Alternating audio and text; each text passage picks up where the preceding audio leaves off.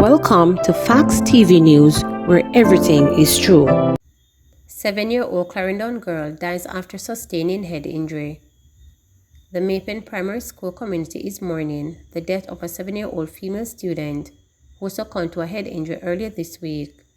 The second grader of Fort Parts in Clarendon, Damara Wellington, did not survive emergency brain surgery performed at the Bustamante Children's Hospital after she reportedly fell from her father's arms and hit her head during a tragic accident on March 31. Reporters spoke to Paul Scott, principal of Mapen Primary, who confirmed the second grader's death. She died on Tuesday evening, and on Friday is the first time back for the children because of PEP, so we had a counseling session for them. She was a student of the afternoon session.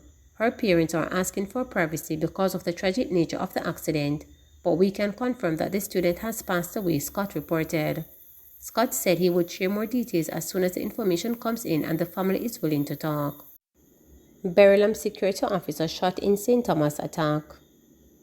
A security officer employed to the Berylam Limited is in hospital, nursing gunshot wounds, after his team was attacking Albion St. Thomas while servicing an automated teller machine on Saturday morning. A civilian was also injured in the incident, the police have confirmed. It is not clear whether the criminals made off with any cash. Reporters understand that the vehicles believed to have been involved in the attack were intercepted Saturday afternoon and men engaged the police in a shootout. The outcome of that shooting is unknown at this time, according to Senior Superintendent of Police Stephanie Lindsay, who heads the Corporate Communications Unit of the Jamaica Constabulary Force. We are trying to confirm where the money was taken. A short while ago following the attack on Berylam, there was an active shootout scene. I am waiting to hear from investigators to know what the outcome was, she stated. 2 died in St. Mary traffic crash. 2 persons died following a traffic accident along the Boscobel Main Road in St. Mary early Saturday morning. They have been identified as 31-year-old taxi operator Curtis Small and a passenger, Siobhan Grant, both of Hampstead Housing Scheme in the parish. Reports indicate that the two, who were close friends, were returning from Ocherest when the Toyota Probox that Small was driving with Grant in the front passenger seat crashed head-on into a garbage truck. The 2 men were taken to hospital and pronounced dead. Small's father, Duval Small, told reporters that the 2 were good friends and would go to social events together. Hanover 4-vehicle collision kills 1 man.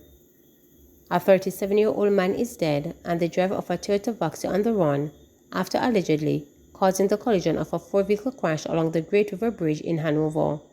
The dead man has been identified as Randall Paragon Singh of a Hopewell district in St. James. He was driving a Honda Civic that was reportedly hit by the Toyota Vaxi, overtaking a Toyota Hiace en route to Hopewell, Hanover from Montego Bay. Paragon Singh died on the spot, while occupants of the other vehicles were taken to hospital. The incident occurred at approximately midnight. Reports are that Paragon Singh was driving towards Montego Bay when he was forced to swerve to avoid a head-on collision with the Toyota Vaxi.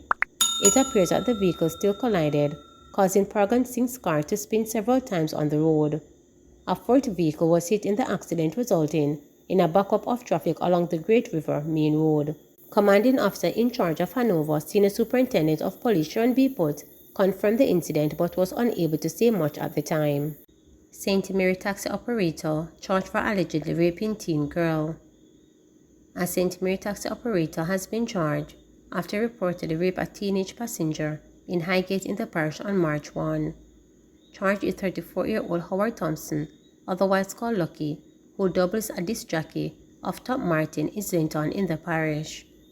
Reports from the Islington police are that the complainant was in Thompson's car when he parked the vehicle, entered the rear passenger seat and raped her.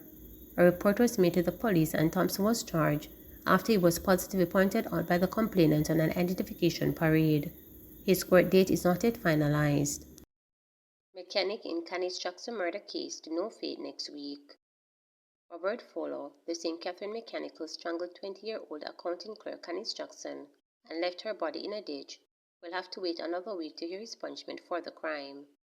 Fowler gave police investigators a caution statement in the presence of his attorney, detailing how he and Jackson got into an argument inside his car.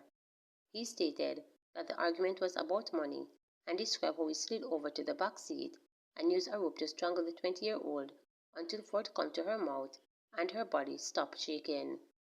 Fowler and Jackson were not involved in a romantic relationship, but he had promised her money to buy a gift for her boyfriend, prosecutors said, citing his caution statement. He pleaded guilty to murder on March 8 this year.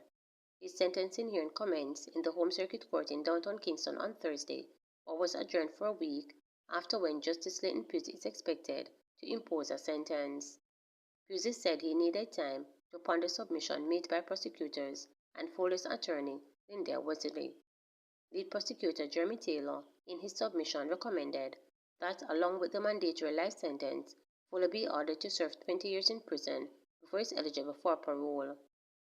Taylor urged the court to take note of the violent homicide rate in Jamaica and pointed to the confessed killer's attempts to conceal the crime twice by moving Jackson's body and dumping her personal belongings in Crossroads, St. Andrew. But Wesley in his submission urged Justice Pusey to temper justice with murder. We are like mendicants before you. I use the word mendicants because Mr. Fowler has not wasted the court's time, he said, referring to the discount given to the convicts who enter a guilty plea early in their case. Jackson's decomposing body was found in a ditch along Dyke Road in St. Catherine on March 26, 2021, 2 days after family members reported her missing. Man who tried to board flight with ammunition charge. A man who attempted to board a flight at the Norman Manley International Airport in Kingston with over a dozen 9mm cartridges has been charged with illegal possession of ammunition. He is Scarheen Lucy, a 42-year-old carpenter of Fort Lauderdale, Florida, and Portland Cottage in Clarendon. Reports from the airport police are that about 7 a.m. on Friday, April 28, Lucy checked in to board an outgoing international Caribbean flight when abnormalities were discovered in a bag that the accused man identified to be his. A second search was conducted and a magazine containing 15 cartridges was found. He was subsequently arrested and charged, however, his court date is not yet finalized. Powell blames high electricity bills on mismanagement energy sector. The opposition spokesman on energy, Philip Powell, has asserted that Jamaicans are facing high energy bills because the energy sector has been mismanaged by the Jamaica Labour Party JLP government over the past 7 years. According to Powell, during the time, the country's energy portfolio has suffered from the effects of bad management, instability, and neglect. The former energy minister made the assertion during his recent contribution to the 2023-2024 sectoral debate at Garden House. Speaking under the theme, Urgent Reset of Energy and Mining, Powell pointed out that over the past 7 years, with the JLP at the helm, 4 ministers, including the Prime Minister, have attended to this portfolio with little or no meaningful positive change to show. Not much is happening, and everything committing given by the administration to the people, whether on renewables, petrodram, electricity prices, and legislative reform in the electricity sector, has not been met. In fact, in some areas, we have experienced significant reversals, Powell argued. Nowhere in the Ministry of Energy is the standstill more evident than in the provision of electricity services. Despite a policy objective of significantly increasing the ratio of renewable energy to 50% against fossil fuel sources in Jamaica energy mix, very little has been done over the past 7 years to meet the objective, Powell added. He highlighted that Jamaica's installed capacity of 1,063.46 megawatts of electricity generation, only 178.4 MW was from renewable sources such as hydro, wind, and solar. Only 37 megawatts of solar has been added in 7 years, and that project was approved prior to People's National Party limiting office in 2016. All the other large-scale renewable energy projects are procured and implemented by the People's National Party administration prior to 2016, said Powell. He also cited that Jamaicans were not reaping the benefits of the switch from diesel and heavy fuel oil to liquefied natural gas, LNG. He also pointed out that fuel cost on electricity bill in 2016 was US 9 cents. By the end of 2021, it was US 15 cents, a whopping increase of 66.6%. That trend has continued in 2023, said Powell. As it relates to the non-fuel charge on electricity bills, Powell told his colleagues that the Office of Utilities Regulation has reported that in 2016, the non-fuel charge which is the cost for the transmission and distribution of electricity, was US 13 cents.